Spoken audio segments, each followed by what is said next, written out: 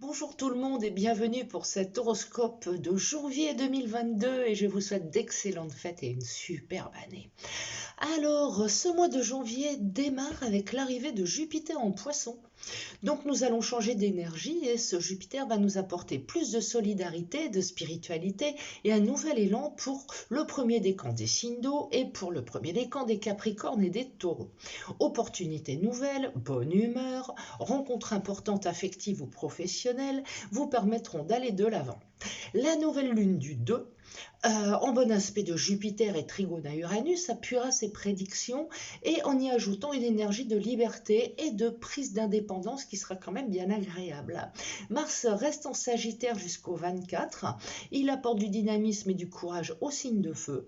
Certains auront affaire avec l'étranger, d'autres pourront reprendre des études. En tout cas, vous aurez la pêche.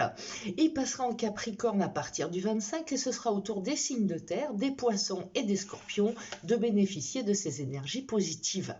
Vénus reste en Capricorne tout le mois, apportant de la sagesse et de la constance dans vos amours. Seuls les balances bélier et cancer se verront un peu frustrés affectivement. La pleine lune du 17 fin cancer opposée à Pluton en rajoutera une couche pour ces signes qui devront prendre des décisions, pour certains un petit peu difficiles, afin de prendre de nouvelles options via le trigone de Neptune.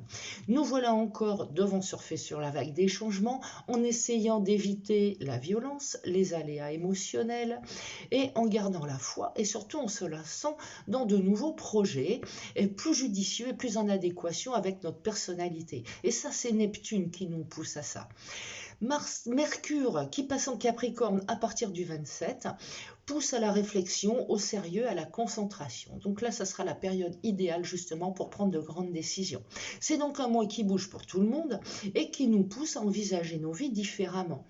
Il est riche en spiritualité, en créativité. Encore une fois, il ne faut pas s'attacher aux énergies du passé, mais plutôt aller de l'avant et regarder droit devant.